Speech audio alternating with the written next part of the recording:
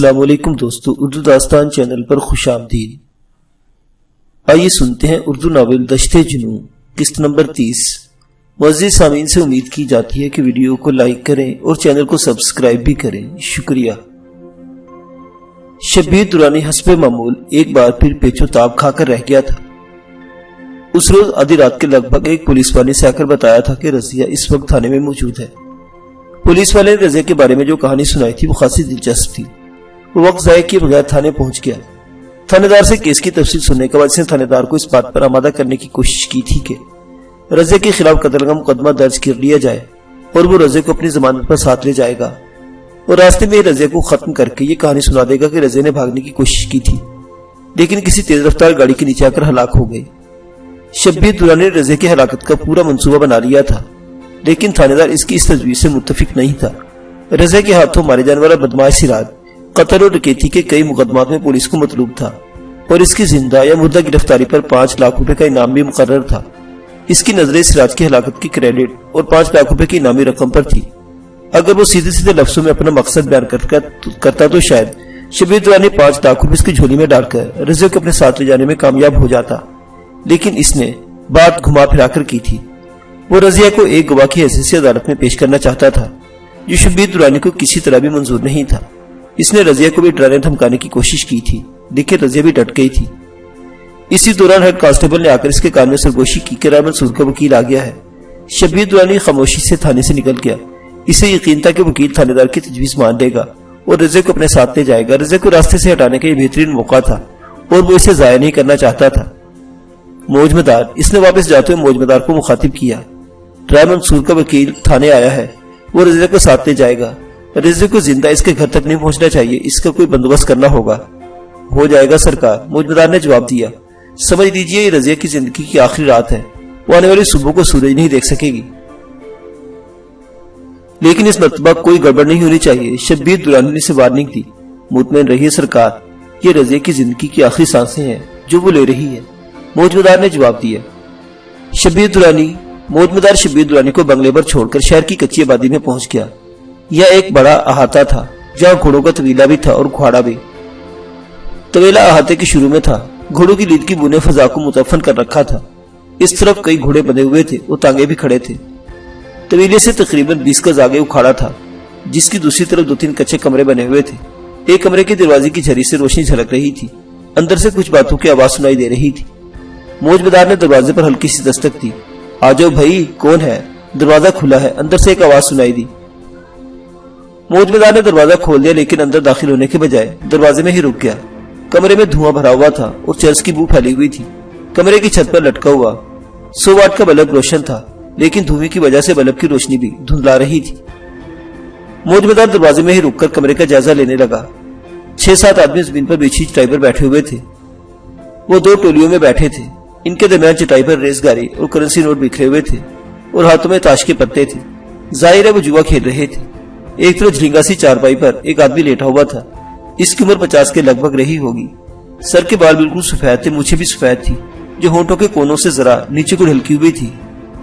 وہ دیکھو میرا بادشاہ یار آ گیا، وہ شخص کہتے ہوئے اٹھ کر بیٹھ گیا۔ آؤ موجمدار، اندر آ جاؤ۔ جگو چاچا، تم ایک منٹ کو باہر آ جاؤ، تم سے ایک ضروری بات کرنی ہے، موجمدار نے کہتے ہوئے باہر نکل گیا۔ جگو چاچا اٹھ کر کمرے سے باہر آ گیا۔ وہ دروازے سے چند قدم ہٹ کر کھڑے ہو گئے۔ کوئی خاص بات ہے موجمدار؟ جگو چاچا نے سوالی نگاہوں سے اس کی طرف دیکھا۔ خاص بات نہ ہوتی تو میں اس وقت یہاں کیوں آتا؟ موجمدار نے کہا۔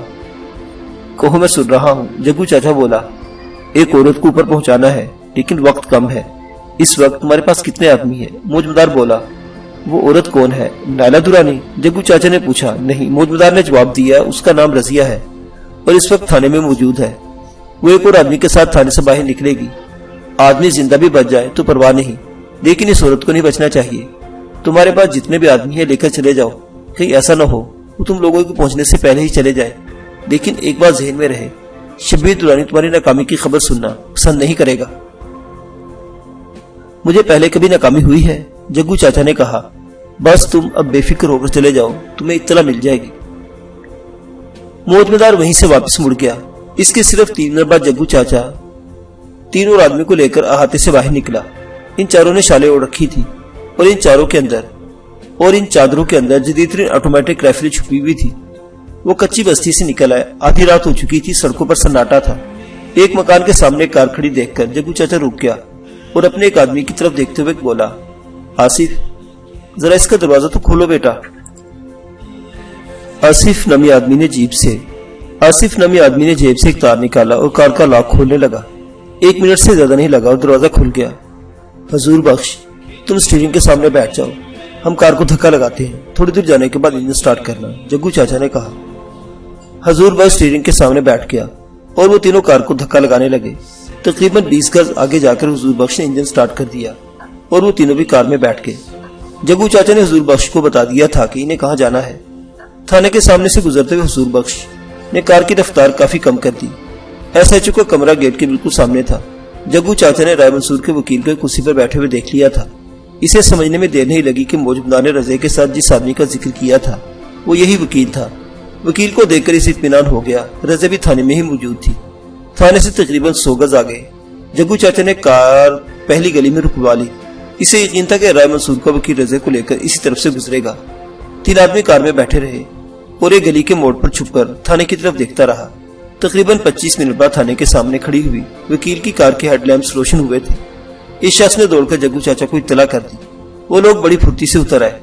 2 गली के एक तरफ खड़े हो गए और 2 दूसरी तरफ। वकील की कार जैसे ही गली में मुड़ी, जग्गू चाचा और इसके आदमियों ने दोनों तरफ से फायरिंग शुरू कर दी। वकील की कार बेकाबू होकर सामने वाले मकान से टकराकर रुक गई। जग्गू चाचा ने अपने साथियों को इशारा किया। वो लोग दौड़ते अपनी कार में बैठ गए। जग्गू चाचा दौड़कर वकील की कार के करीब पहुंच गया। इसने पिछली खिड़की से झांक कर देखा। रज़े सीट पर गिरी हुई थी और खून बड़ी तेजी से सीट पर फैल रहा था। जग्गू चाचा मुतमईन होकर अपनी कार की तरफ दौड़ा। हुजूर बख्श इंजन स्टार्ट करने की कोशिश कर रहा था मगर इंजन स्टार्ट होने का नाम ही नहीं ले रहा था। जग्गू चाचा झुंझुला गया। पुलिस ने फायरिंग की आवाज सुन ली होगी, वो लोग पहुंचने वाले होंगे। जग्गू चाचा ने कहा, लानत भेजो इस कार पर, उतरकर पैदल निकल चलो।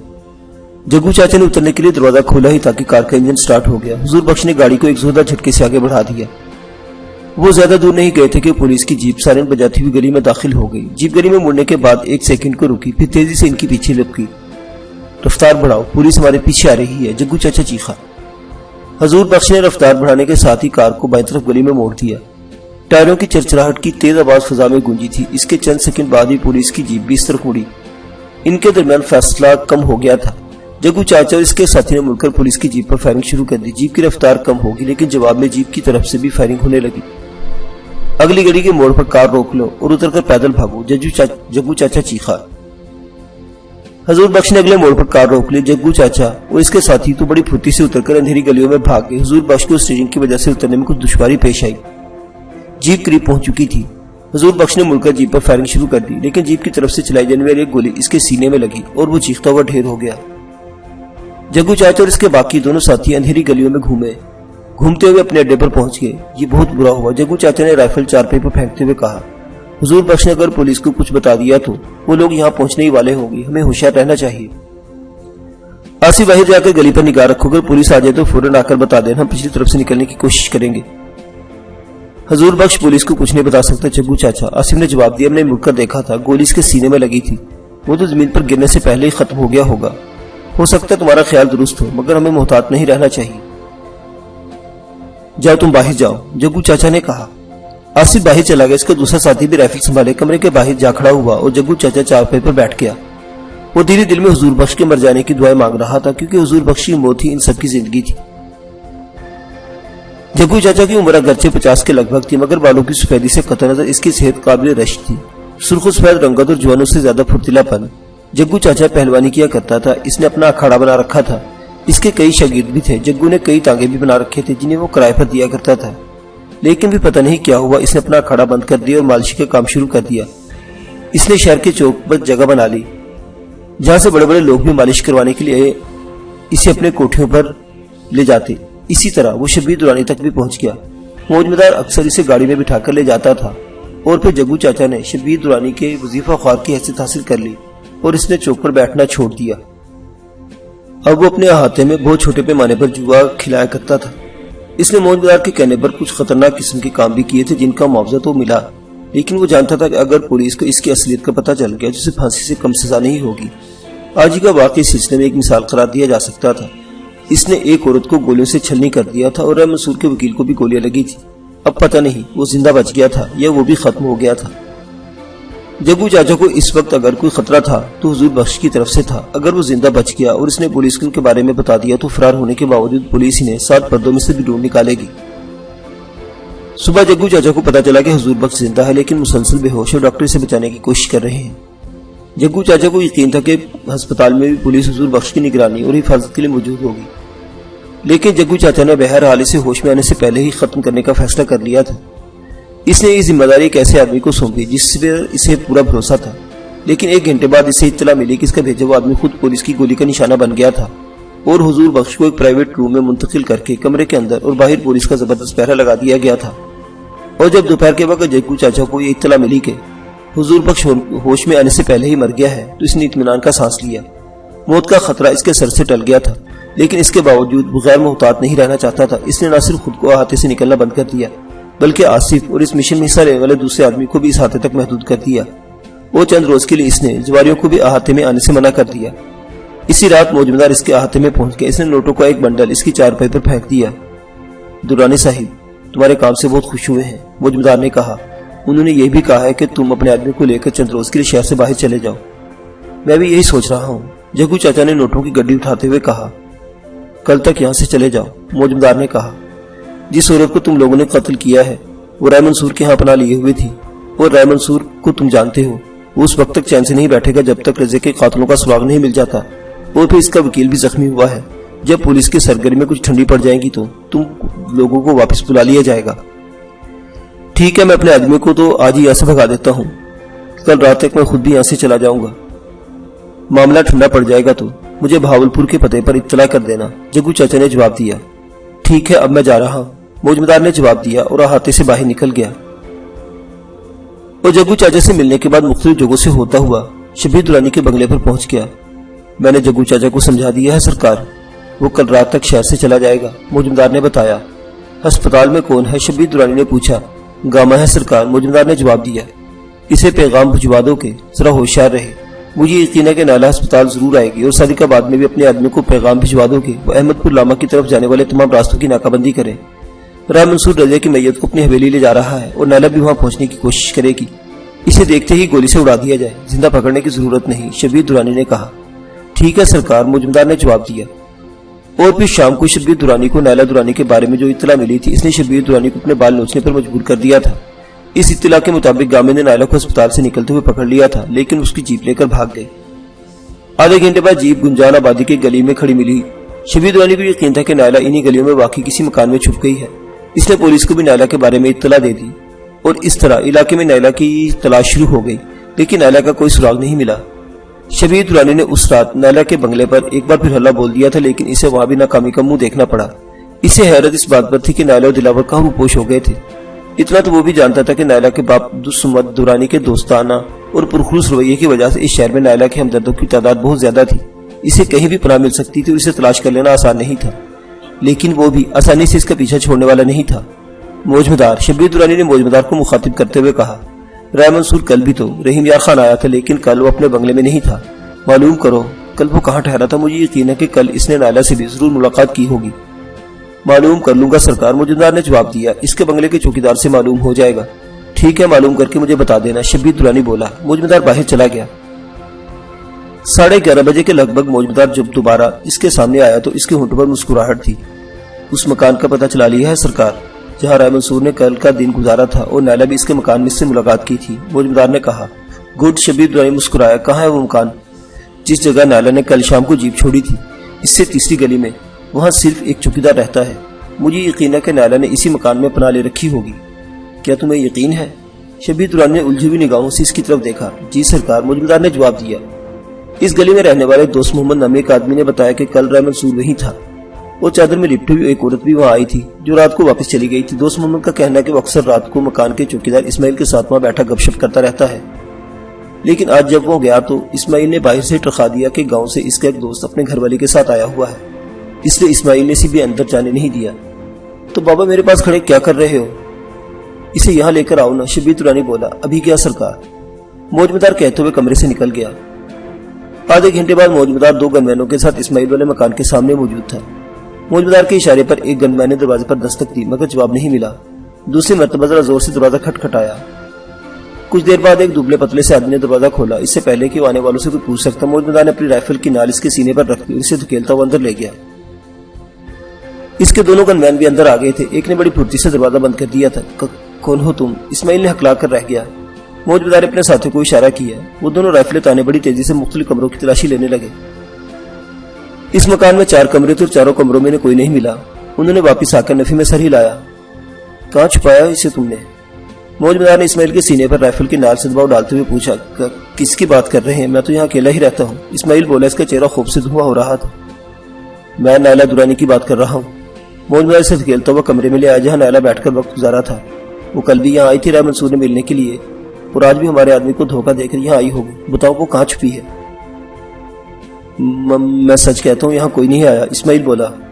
موجودار کی نظر اچانک ہی کرسی پر پڑے ہوئے کالے رنگ کے ایک ریشمی کپڑے پر پڑ گئی۔ اس نے آگے بڑھ کر وہ کپڑا اٹھا لیا۔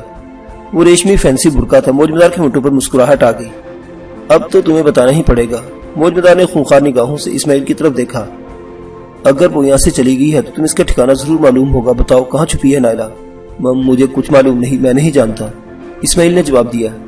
دیکھو میرے دوست، موجودار نے کہا، تو بہت دبلے پتلے اور کمزور سے آدمی ہو، 1-2 ہاتھ بھی برداشت نہیں کر پاؤ گے۔ میں تمہیں یہ بتا دوں کہ شبیر درانی نے نائلہ کو اس کے حوالے کرنے کے لیے 2 لاکھ روپے کے انعام کا اعلان کیا ہے۔ اب تم بتاؤ کیا چاہتے ہو؟ 2 لاکھ روپے یا اذیت ناک موت؟ مجھے کچھ معلوم نہیں، اسماعیل ہکلایا۔ موجودار نے گنمین کو اشارہ کرتے ہوئے ریشمی برقعے کا ایک حصہ اس کی طرف بڑھا دیا۔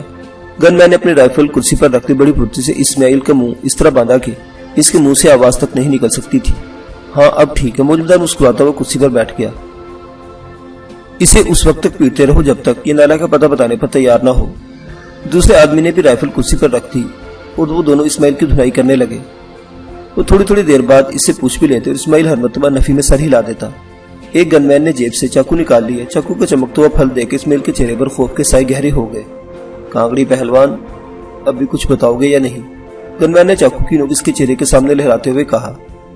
اسماعیل نے ایک بار پھر نفی میں سر ہلا دیا۔ گنمین نے چاقو کی نوک اسماعیل کی پیشانی پر رکھ کر اس طرح گھسیٹا کہ جیسے پینسل سے لکیر کھینچی جاتی ہے۔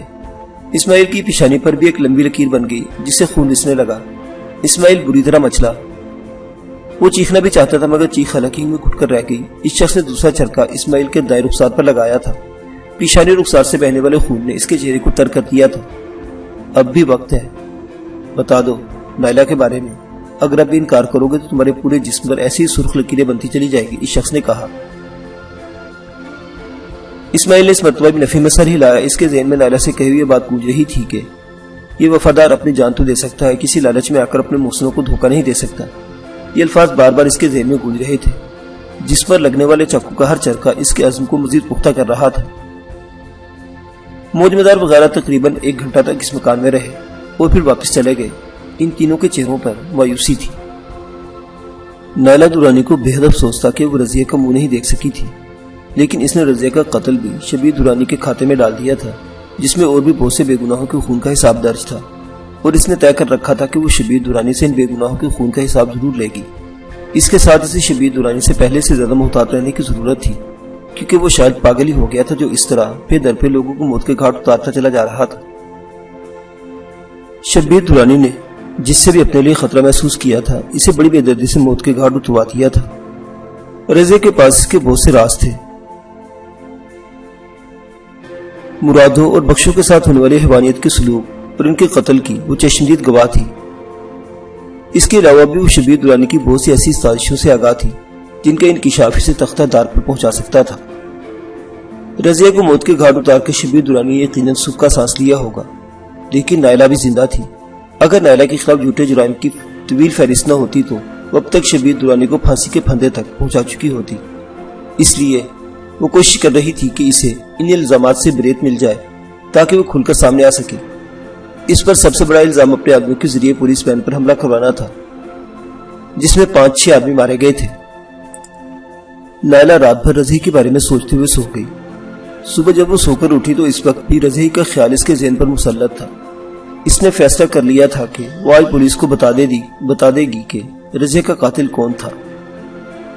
नाश्ते के बाद वो कुछ देर तक और सोचती रही, फिर ड्राइंग रूम में आगे फोन कर रिसीवर उठाकर थाने का नंबर डायल करने लगी जिसके करीब रज़िया को कत्ल किया गया था। कॉल फौरन रिसीव कर ली गई। कॉल रिसीव करने वाला थाने का मुहर्रर था। नैला ने जब SHO से बात करने की ख्वाहिश जाहिर की तो मुहर्रर बोला, आप किस सिलसिले में बात करना चाहती हैं खातून? आपके थाने के करीब जिस औरत को कत्ल किया गया था इसी सिलसिले में अहम इत्तला देना चाहती हूँ, नैला ने जवाब दिया। ओह, मुहर्रर की आवाज सुनाई दी। इंस्पेक्टर साहब तो एक जरूरी काम से निकले हुए, इनकी वापसी शायद 1 घंटा लग जाए। आप कहां से बोल रही हैं? जो इत्तला देना चाहती है मुझे बता दें। नैला ने जवाब दिए बगैर रिसीवर रख दिया। 1-1.5 घंटे बाद इसने दोबारा टेलीफोन किया। इस मर्तबा SHO से बात हो गई। मैं कानून की एक हमदर्द बोल रही हूँ इंस्पेक्टर, नैला ने कहा। रज़िया के कत्ल के सिलसिले में कानून की मदद करना चाहती हूँ। अगर कातिल को गिरफ्तार करने में कामयाब हो गए तो आप फौरी तौर पर DSP के ओहदे पर पहुंच सकते हैं। आप कौन है और कहां से बोल रही हैं खातून? इंस्पेक्टर ने पूछा।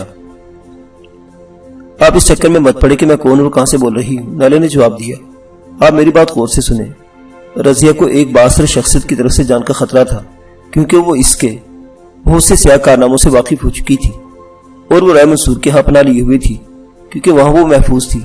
लेकिन हवेली से निकलते इसे मौत के घाट उतार दिया गया। ये बात मुझे रज़िया बीबी ने भी कही थी और राय साहिब ने भी, लेकिन इन दोनों ने किसी शख्सियत का नाम नहीं बताया था। और अब ये बात मैं तीसरी मरतबा सुन रहा हूँ। प्लीज आप बताइए वो शख्सियत कौन है? इंस्पेक्टर ने पूछा। बहुत बाअसर है वो शख्सियत, क्या आप उसके खिलाफ कार्रवाई कर सकेंगे? नैला ने सवाल किया। देखो बीबी, कानून से कोई भी बालातर नहीं। वो शख्स खौफ कितना ही बाअसर क्यों ना हो, अगर इसका रज़िया के कत्ल या किसी और जुर्म में मुलविस होना साबित हो गया तो मैं इसके हाथों में हथकड़ियां पहनाने में कोई खौफ महसूस नहीं करूंगा। आप नाम बताइए, इंस्पेक्टर ने कहा। राय मंसूर को तो आपने पुलिस स्टेशन से रज़िया की गिरफ्तारी की इत्तला थी, लेकिन क्या आपने अभी तक ये नहीं सोचा कि शब्बीर दुरानी को इत्तला किसने दी थी और वो रज़िया को अपने साथ क्यों ले जाना चाहता था? नैला ने कहा। शब्बीर दुरानी? इंस्पेक्टर की चौंकती हुई आवाज सुनाई दी। आप जानती हैं वो कौन है और इस पर कोई इल्जाम लगाने का मतलब? बस, नैला ने इसकी बात काट दी। धरी रहेगी ना आपकी फर्शनासी, मैं जानती हूँ। शब्बीर दुरानी का नाम सुनकर आपके पसीने छूट गए होंगे। ये बात नहीं है खातून, इंस्पेक्टर बोला। अगर आपके पास इस शख्स के खिलाफ कोई ठोस सबूत मौजूद है तो आप थाने आ जाइए, आपको मुकम्मल तहफ़्फ़ुज़ फराहम किया जाएगा। अगर आप यहाँ आने में कोई खौफ महसूस करें तो मुझे अपना पता बता दें, मैं खुद आपके पास आ जाऊंगा। डरने की जरूरत नहीं, हम आपको मुकम्मल तहफ़्फ़ुज़ फराहम करेंगे। तहफ़्फ़ुज़? नैला ने हल्का सा कहका लगाया। इंस्पेक्टर आज़िम और सादिकाबाद का इंस्पेक्टर जब्बार अपनी हिफाजत नहीं कर सके तो आप दूसरों को क्या तहफ़्फ़ुज़ देंगे? पुलिस की कस्टडी में थाने के हवालात में अहम तरीन गवाहों को कत्ल कर दिया गया तो आप मुझे क्या तहफ़्फ़ुज़ देंगे? लेकिन आप ये न समझे कि मैं डरती हूँ, मैं सामने जरूर आऊंगी। उस वक्त तक आप मेरी बात पर गौर कीजिए। सुनिए खातून। इंस्पेक्टर कुछ कहता रहा कि नैला ने रिसीवर रख दिया। वो मुतमईन थी, इससे इंस्पेक्टर को एक लाइन दे दी थी। अगर इंस्पेक्टर ने इसकी बातों पर गौर किया और शब्बीर दुरानी के खिलाफ तहकीकात शुरू कर दी तो शब्बीर दुरानी के लिए बहुत सी परेशानियां पैदा हो सकती थी। तकरीबन 2 घंटे बाद राय मंसूर का टेलीफोन आ गया। उन्होंने बताया कि रज़िया की तदफीन हो चुकी है और वो दोपहर को रहीम यार खान आ रहे हैं। 2 बजे राय मंसूर का दोबारा फोन आया। इस मरतबा वो रहीम यार खान अपने बंगले पर मौजूद थे। क्या तुम उस मकान में आ सकती हो जहाँ उस रोज इस्माइल के साथ आई थी? मैं 1 घंटे में वहां पहुंच जाऊंगा, राय मंसूर ने कहा। नहीं अंकल, नैला ने जवाब दिया, मेरा वहां आना खतरे से खाली नहीं होगा। नैला को सुबह फोन पर तफसील से बात करने का मौका नहीं मिल सका था, लेकिन इस वक्त इसने कल वाले वाकई की तफसील बता दी। ओह, राय मंसूर इसके खामोश होने पर बोला, मैं 5 बजे इस्माइल को भेजूंगा, तुम इसके साथ आ जाना। मेरे पास बहुत सी ऐसी जगह हैं जिनके बारे में शब्बीर दुरानी सोच भी नहीं सकता। ठीक है, मैं आ जाऊंगी, नैला ने जवाब दिया। दूसरी तरफ से लाइन कट जाने के बाद इसने भी रिसीवर रख दिया। 5 बजे नैला इस्माइल का इंतजार कर रही थी, लेकिन इस्माइल के बजाय राय साहिब को फोन कॉल आ गई। मैं तो इस्माइल का इंतजार कर रही थी अंकल, वो अभी तक नहीं आया, नैला बोली। अब वो कभी नहीं आएगा, राय मंसूर ने जवाब दिया। क्या मतलब? मैं समझी नहीं अंकल, नैला ने चौंक कर कहा। किसी ने कल रात इसे मकान में अज़ियतें दे देकर हलाक कर दिया है, राय मंसूर ने जवाब दिया। मेरा ख्याल है तुम्हें छोड़ने के बाद जब वापस पहुंचा तो शब्बीर दुरानी के आदमी ने पकड़ लिया इसे।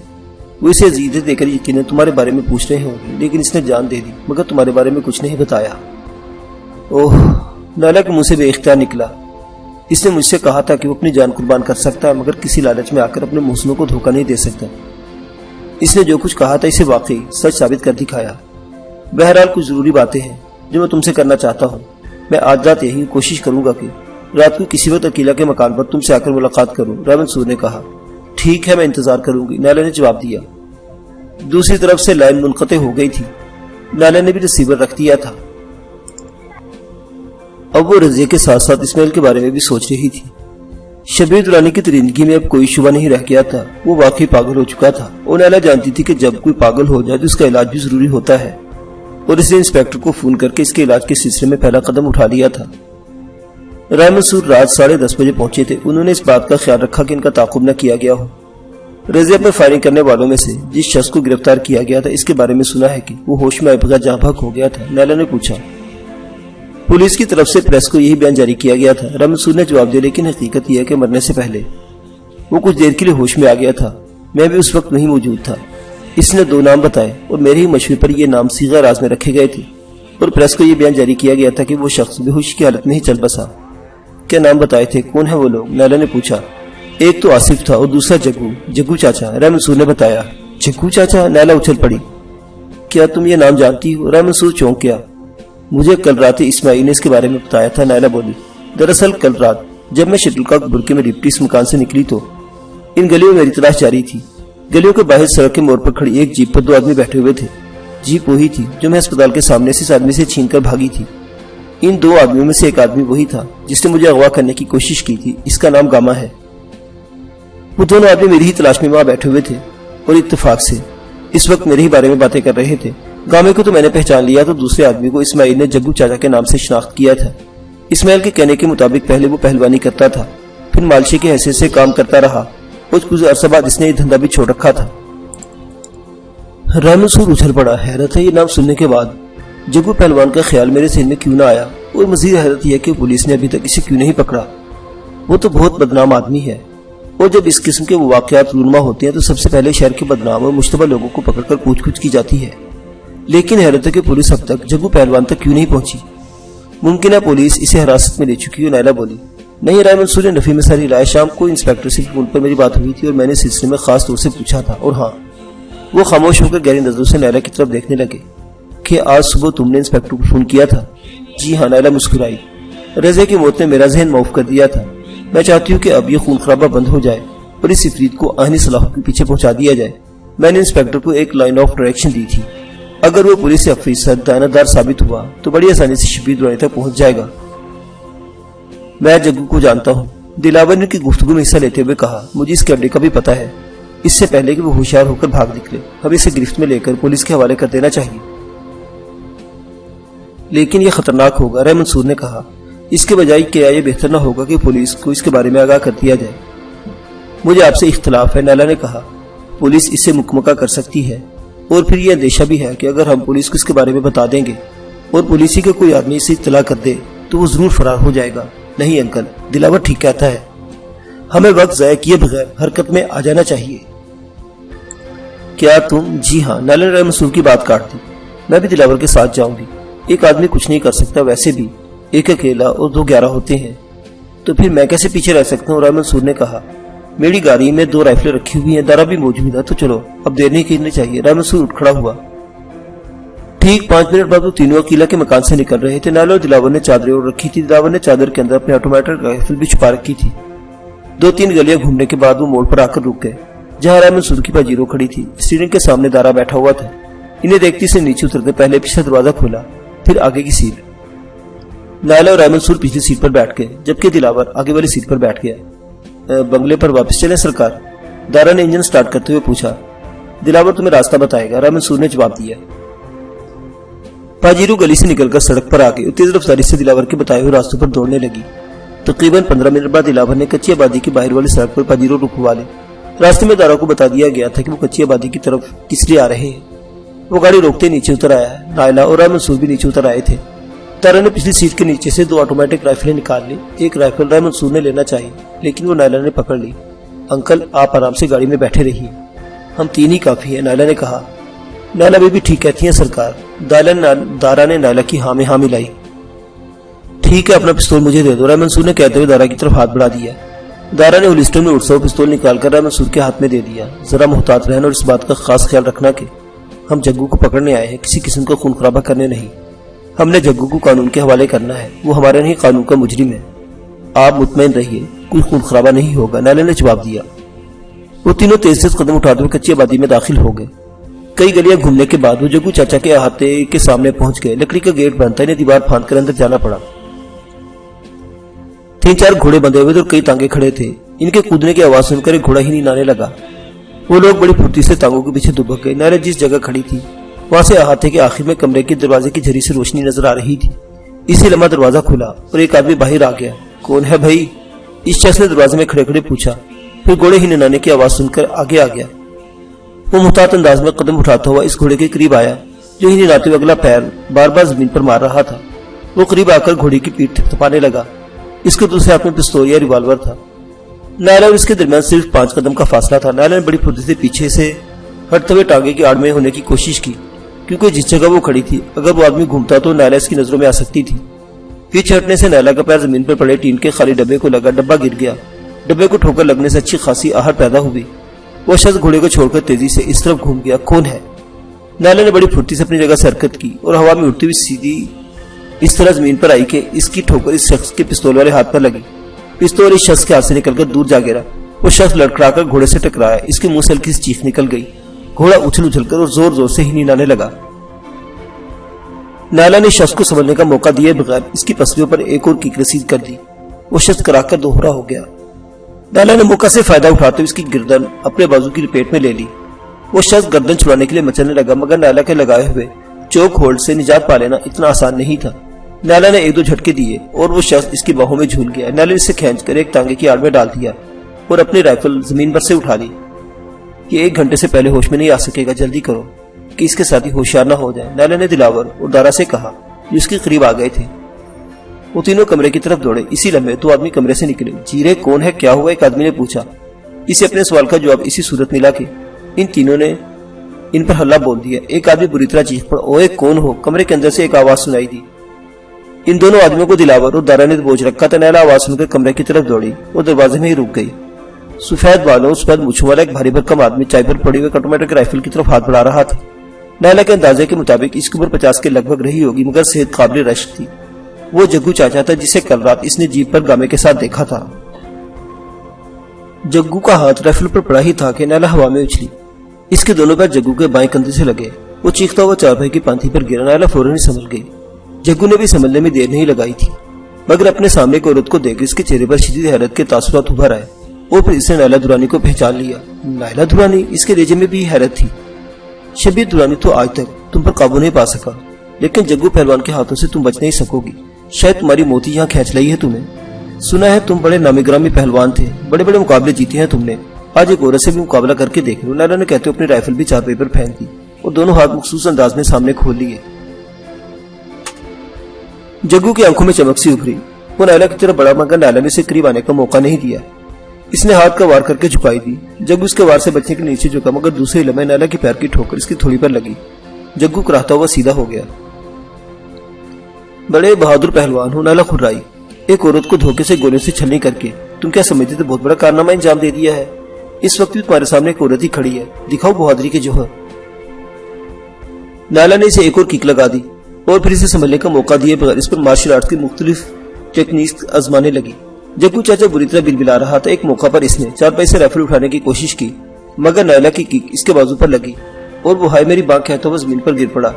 اس کے دوسرے ہاتھ نے اپنا بازو پکڑ لیا تھا۔ بس، نیلا کھرائی، یہی تو تمہاری بہادری؟ بتاؤ، رضے کو تم نے کس کے کہنے پر قتل کیا تھا؟ تم چاہے میرے ٹکڑے کر ڈالو، لیکن میں یہ نہیں بتاؤں گا، جگو بولا۔ ٹھیک ہے، یہ تم پولیس معلوم کر لے گی، نیلا نے کہتے ہوئے چارپائی سے اپنی رائفل اٹھا لی۔ باہر دلاور اور دارا ان دونوں آدمیوں سے نمٹنے میں مصروف تھے۔ ان میں سے ایک تو کسی طرح بھاگنے میں کامیاب ہو گیا، البتہ دوسرے کو انہوں نے گرفت میں لے لیا تھا۔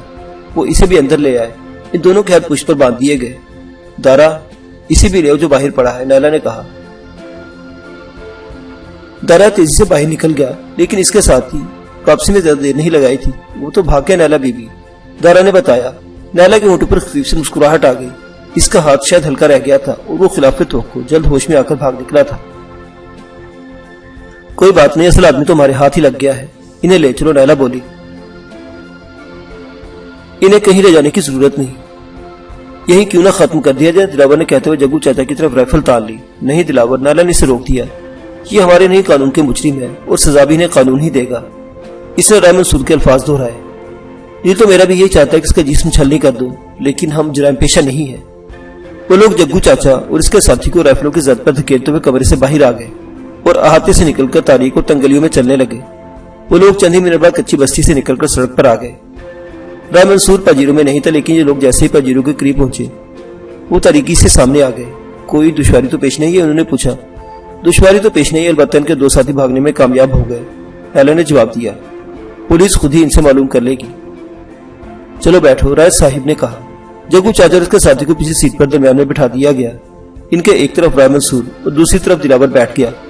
اس طرح وہ دونوں رائے صاحب اور دلاور کے درمیان سینڈوچ بن کر رہ گئے تھے۔ نیلا اگلی سیٹ پر بیٹھ گئی۔ دارا انجن سٹارٹ کر کے پاجیروں کو حرکت میں لے آیا۔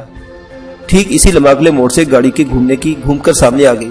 اس کے ساتھ ہی فائرنگ کی زوردار آواز سے گونج اٹھی۔ دوسری گاڑی سے ان پر فائرنگ کی گئی تھی اور گولیاں پاجیروں کی چھت پر لگی تھی۔ ایک گولی نیلا کے سامنے ونڈ اسکرین میں سوراخ کرتی ہوئی اس کے چہرے سے صرف 2 انچ کے فاصلے سے گزر کر کھڑکی کا شیشے توڑتی ہوئی نکل گئی۔ نیچے جھک جائیے، آپ لوگ نیچے جھک جائیے، دارا چیخا۔ اس کے ساتھ اس نے نہ صرف ایکسیلیٹر پوری قوت سے دبا دیا تھا بلکہ بڑی پھرتی سے گاڑی کو بائیں طرف کی گلی میں موڑ دیا تھا۔ وہ سب لوگ نیچے جھکے۔ دارا پاجیروں کی رفتار بڑھاتا چلا گیا۔ اس نے اپنے حواس قائم رکھے تھے۔ دوسری گاڑی بھی اس طرح مڑی تھی، اس لیے چلائی جانے والی گولیوں نے پاجیروں کا پچھلا شیشہ بھی توڑ دیا تھا۔ دلاور نے سیٹ پر دب کے پہلو بدلا اور رائفل کی نار سیٹ کے اوپر سے نکال کر ٹریگر دبا دیا۔ اس نے فائرنگ نشانہ لے کر نہیں کی تھی، لیکن نتیجہ خاطر خواہ نکلا۔ پچھلی گاڑی کی رفتار کم ہو گئی تھی۔ دارا بڑی مہارت کا ثبوت دیتے ہوئے پاجیروں کو تیز رفتار سے مختلف گلیوں میں گھما رہا تھا اور آخرکار وہ سڑک پر نکل آئے۔ کچھ دیر بعد ان کا تعاقب میں آنے والی گاڑی بھی سڑک پر آ گئی۔ دلاور اب سنبھل کر بیٹھ گیا تھا۔ نیلا بھی اپنی سیٹ پر رخ بدل کر بیٹھ گئی تھی اور وہ بھی رائفل کی نال کھڑکی سے نکال کر پچھلی گاڑی پر فائرنگ کرنے لگی تھی۔ دوسری گاڑی اب خاصی پیچھے رہ گئی تھی، لیکن اس سے فائرنگ اب بھی مسلسل ہو رہی تھی۔ تقریباً آدھے گھنٹے تک دونوں گاڑیاں فائرنگ کرتی مختلف سڑکوں پر دوڑتی رہی۔ بالآخر دارا اس گاڑی سے پیچھے چھڑانے میں کامیاب ہو گیا۔ اب اس نے گاڑی کا رخ تھانے کی طرف موڑ دیا تھا، لیکن ایک موڑ پر اچانک ہی وہ جیپ سامنے آ گئی۔ یہ ان کی خوش قسمتی تھی کہ نیلا نے جیپ کے اسٹیئرنگ کے سامنے گامے کو دیکھ لیا تھا۔ نیلا نے بڑی پھرتی کا مظاہرہ کرتے ہوئے فائر کھول دیا۔ جیپ کے سامنے والے دونوں ٹائر ایک دھماکے سے برسٹ ہو گئے۔ جیپ میں گاما کے ساتھ 2 آدمی اور بھی تھے۔ ان کے ہاتھوں میں رائفلیں تھیں، مگر ان میں سے کسی کو بھی رائفل سیدھی کرنے کا موقع نہیں مل سکا تھا۔ تیز رفتار جیپ لڑکھڑاتی فٹ پاتھ پر چڑھ کے الٹ گئی۔ ان تینوں کی چیخیں فضا میں ابھری۔ دارا رفتار کم کیے بغیر پاجیروں کو دوڑاتا ہوا لے گیا اور پھر 5 منٹ بعد پاجیروں تھانے کے سامنے رک گئی۔ نیلا اور دارا پاجیروں میں بیٹھے رہے۔ رائے منصور اور دلاور جگو چاچا اور اس کے ساتھی کو پاجیروں سے اتار کر دھکیلتے ہوئے تھانے کے گیٹ میں داخل ہو گئے۔ گیٹ پر موجود مسلح سنتری پاجیروں کو رکتے ہی دیکھ کر الرٹ ہو گیا تھا اور جب وہ لوگ نیچے سے بھی رائفل تانے، مگر رائے منصور کو پہچانتے ہی اس نے رائفل نیچے کر لی۔ SHO تھانے میں موجود تھا۔ ایک پولیس والا چوری کے الزام میں پکڑ کر لائے جانے والے ایک آدمی کی چھتوڑ کر رہا تھا۔ رائے منصور اور دلاور ان دونوں کو دھکیلتے ہوئے SHO کے کمرے کی طرف بڑھ رہے تھے۔ 2-3 پولیس والے شور سن کر اس طرف آگے۔ دلاور نے آگے بڑھ کر دروازہ کھول دیا اور رائے منصور ان دونوں کو دیکھ کر دفتر میں دھکیل دیا۔ یہ کیا ہو رہا، کون ہو تم؟ انسپیکٹر کہتے کہتے رک گئے۔ اس کی نظریں رائے منصور پر پڑ گئی۔ او رائے صاحب آپ؟ وہ ایک جھٹکے سے کرسی سے اٹھ گیا۔ کیا ہوا، یہ کون ہے؟ جن کی تمہیں تلاش تھی، لیکن تم ابھی تک ان تک پہنچنے میں کامیاب نہیں ہو سکے تھے، رائے منصور نے کہا۔ کوئی ڈکیت؟ انسپیکٹر نے سوالی نگاہوں سے رائے منصور کی طرف دیکھا، پھر جگو اس کے ساتھی کی طرف دیکھنے لگا۔ یہ جگو ہے انسپیکٹر، جگو چاچا، رائے منصور نے کہا۔ رضیہ کو اس نے قتل کیا تھا، اب یہ تمہاری کسٹڈی میں ہے۔ جب ہم ان کے اڈے سے اٹھا کر لائے تو انہوں نے ہمیں ختم کر دینے کے لیے ایک جیپ سے میری پاجیروں پر فائرنگ کی تھی۔ ہم بڑی مشکل سے بچا کر لائے ہیں۔ اب انہیں حوالات میں کسی گولی کا نشانہ نہیں بننا چاہیے اور نہ ہی پولیس مقابلے کا شکار ہونا چاہیے۔ اس پر ذرا سی محنت کرو گے تو رضیہ کے قتل کا اعتراف کے علاوہ کچھ اور سنسنیخیز انکشافات بھی کر سکتا ہے۔ کسی پولیس افیسر نے اتنی بڑی واردات کے کسی ملزم کو اتنی جلدی نہیں پکڑا ہوگا۔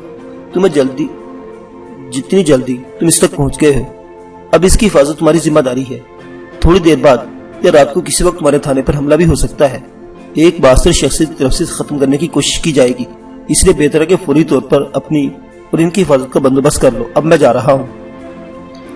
میں نے ایک قانون پسند شہری ہونے کی حیثیت اپنا فرض پورا کر دیا، اب یہ دیکھنا ہے کہ تم اپنی ذمہ داری کیسے نبھاتے ہو۔ رائے منصور دلاور کو اشارہ کرتا ہوا تیزی سے باہر نکل گیا۔ وہ جلد سے جلد تھانے سے باہر نکل جانا چاہتا تھا کیونکہ باہر گاڑی میں نیلا بیٹھی ہوئی تھی۔ اگر پولیس کو نیلا دورانی کے بارے میں پتہ چل گیا تو ان کے لیے کچھ الجھنیں پیدا ہو سکتی تھی، اس لیے جلد بازی کا مظاہرہ کر رہے تھے۔ نیلا فرنٹ سیٹ سے اتر کے پچھلی سیٹ پر آ گئی تھی۔ और कोने में दुपट्टा चादर इस तरह लपेट ली थी कि इसका चेहरा छुप कर रह गया था। चादर के अंदर इसने दोनों हाथों में राइफल संभाल रखी थी, जिसे बवक्त जरूरत बड़ी आसानी से इस्तेमाल कर सकती थी। राय मंसूर और दिलावर को थाने के गेट से निकलते देखकर इसने इत्मीनान का सांस लिया। उस संगीन इल्जामत के तहत पुलिस को मतलूब तो इस वक्त पुलिस स्टेशन के सामने थी। अगर इसे पहचान लिया जाता या इसके बारे में पता चल जाता तो राय मंसूर के होते हुए भी पुलिस इसे हथकड़ी पहना सकती थी। राय मंसूर और दिलावर के बैठते ही दारा ने पजीरो आगे बढ़ा दी। अब कहाँ चलना है सरकार? दारा ने गाड़ी बाईं तरफ की सड़क पर मोड़ते हुए कहा। सुल्तानपुर वाले मकान पर चलो, राय मंसूर ने कहा। फिर नाला की तरफ देखते हुए बोले, मेरे ख्याल में अकीला के यहाँ जाना भी अब तुम्हारे लिए मुनासिब नहीं होगा। हो सकता है इस जीप ने हमारा ताकुब वहीं से शुरू किया हो। आपका मतलब है कि वो आपकी निगरानी करते हुए अकीला के मकान तक पहुंच गए होंगे? नाना ने सवाले निगाहों से इनकी तरफ देखा। मैंने अकीला के घर की तरफ जाते हुए इस बात का खास ख्याल रखा था, लेकिन इस इम्कान को नजरअंदाज नहीं किया जा सकता कि दूर रहकर मेरा ताकुब किया गया हो। राय मंसूर बोले, मेरे ख्याल में ऐसा नहीं हो सकता। नाला बोली, क्यों? राय मंसूर ने पूछा। अगर उन्होंने आपका ताकुब किया होता तो लोग हमारे होते हुए अकीला के मकान पर हमला बोल चुके होते। नाला ने जवाब दिया, शब्बीर दुरानी को मालूम है कि मैं शहर में मौजूद हूँ। इसके आदमी शिकारी कुत्तों की तरह मुझे पूरे शहर में तलाश करते फिर रहे हैं। हो सकता है उन्होंने रास्ते में मुझे आपकी पजीरों में देख लिया हो और इस तरह वो हमारे पीछे यहाँ तक पहुंच गए। इम्कानात तो बहुत से हो सकते हैं। राय मंसूर ने गहरा सांस भरते हुए बोले, चलो आज सुल्तानपुरा वाले मकान में रह लो। अगर सूरत मामूल के मुताबिक हुई तो कल किसी वक्त अकीला के यहाँ चली जाना, बसूरत दीगर इसी मकान में रह जाना। ठीक है, नाला ने जवाब दिया। पाजीरो शहर की मुख्तलिफ सड़कों को चक्कर काटती हुई सुल्तानपुर वाले मकान के सामने पहुंचकर रुक गई। हारन बजाने पर अंदर से एक आदमी ने गेट खोल दिया। उदारा पाजीरो को अंदर लेता चला गया और वो लोग पाजीरो से उतर आए। ये मकान दरअसल तुम्हारे ही वालिद की मलकियत था, राय मंसूर ने कहा। मैं शुरू में जब रहीम यार खान आया तो उन्होंने ये मकान आर्जी रहाइश के लिए मुझे दे दिया। फिर बाद में इस मकान की रजिस्ट्री भी मेरे नाम करवा दी। मैं काफी अर्से इस मकान में रहा हूँ। जब मैंने वो बंगला बनवा लिया तो यहाँ से शिफ्ट हो गया। मेरा मुंशी यहाँ रहता है, जो शहर में आड़तियों से हिसाब किताब करता रहता है। मुंशी सफदर एक उधेड़ उम्र आदमी था। इसकी बीवी इससे उम्र में बहुत छोटी थी। वो लोग इस वक्त सो रहे थे। इनके आमद पर इसकी बीवी भी जाग गई। नाला इसे देखकर तो हैरान ही रह गई। बेहद हसीन थी वो औरत। नाला के ख्याल में इसकी उम्र ज्यादा से ज्यादा 20-21 साल रही होगी। रंगत ऐसी गोरी के हाथ लगाने से मैले होने का अंदेशा। इसका नाम जीनत और मैट्रिक पास थी। जीनत, राय मंसूर से मुखातिब करते हुए बोले, इस वक्त तुम लोगों को हमने परेशान किया है, अब जरा चाय भी पिला दो। परेशानी कैसी जी? जीनत ने कहा। नौकर के घर में मालिक के कदम तो बड़े बबरकत वाले होते हैं। हमें तो आपके आने से बहुत खुशी हुई है। मैं भी चाय बनाकर लाती हूँ, आप लोग बैठिए। सफदर ने इनके लिए बैठक खोल दी। ये मकान 4 कमरों पर मुश्तमिल था। राय मंसूर ने सफदर को जब बताया कि वो लोग रात यहीं रहेंगे तो फौरन दूसरे कमरों में वो दूसरे 2 कमरे ठीक करने लगा। इस दौरान जीनत चाय लेकर आ गई। जीनत बेटी, राय मंसूर ने कहा, ये नायला और ये दिलावर। इसने इन दोनों के तारुफ कराया। मैं तो सुबह चला जाऊंगा, मगर ये दोनों कुछ दिन यही रहेंगे। इनके आराम का ख्याल रखना। क्यों नहीं जी? जीनत ने मुस्कुराते हुए कहा। और उन्हें तो अल्लाह की रहमत होते हैं। चाय पीने के बाद वो लोग देर तक बातें करते रहे और फिर राय मंसूर और नायला अपने अपने कमरों में चले गए। दिलावर और दारा बैठक में ही बिछे हुए तख्त पर लेट गए। नायला अपने कमरे में बिस्तर पर लेटी देर तक मौजूदा सूरत हाल का जायजा लेती रही। इसे बहरहाल इस बात की खुशी थी कि उन्होंने रज़ा के कातिल को कानून के हवाले कर दिया था और रज़ा का कातिल शब्बीर दुरानी का आदमी था। जग्गू को पुलिस के हवाले करके इसने गोया शब्बीर दुरानी के गिर्द घेरा तंग करना शुरू कर दिया था। शब्बीर दुरानी को किसी तरह पता चल गया था और इसने इनकी पजीरों पर हमला करवा के जग्गू और इन्हें भी मरवाने की कोशिश की थी, मगर वो बच निकले थे। नाला को यकीन था कि शब्बीर दुरानी इंस्पेक्टर को रिश्वत की पेशकश करके या तो जग्गू को छुड़ाने की कोशिश करेगा या इसे मरवाने की, मगर नाला जानती थी कि पुलिस इंस्पेक्टर को रिश्वत कबूल नहीं करेगा, क्योंकि जग्गू को राय मंसूर इसके हवाले किया था और साथ ही वाज़ेह अल्फाज में वार्निंग भी दे दी थी कि जग्गू की हिफाजत अब इसकी जिम्मेदारी है। इंस्पेक्टर राय मंसूर को अच्छी तरह जानता था, इसलिए नाला को यकीन था कि वह ऐसी कोई हरकत नहीं करेगा जिससे इसके अपने गर्दन फंसने का अंदेशा हो। नाला अगरचे बेहद थकी हुई थी, लेकिन न जाने क्या बात थी, इसे नींद नहीं आ रही थी। वो बिस्तर से उठकर खड़ी हो गई। आसमान पर चांद रोशन था और बादलों के हल्के हल्के टुकड़े तैर रहे थे। चांद कभी बादलों के पीछे छुप जाता और कभी फिजा में चांदनी बिखेरने लगता। नायला दोनों कोनियां टिकाए खिड़की की चौखट पर और दिलचस्प नजरों से चांद और बादलों की आंख मिचोली का मंजर देखने लगी। वज़ीर सामीन हसरात, नायला दुरानी की ये कहानी भी जारी है। बकिया वाक़या अगली किस्त में देखते रहिए उर्दू दास्तान। अल्लाह हाफिज।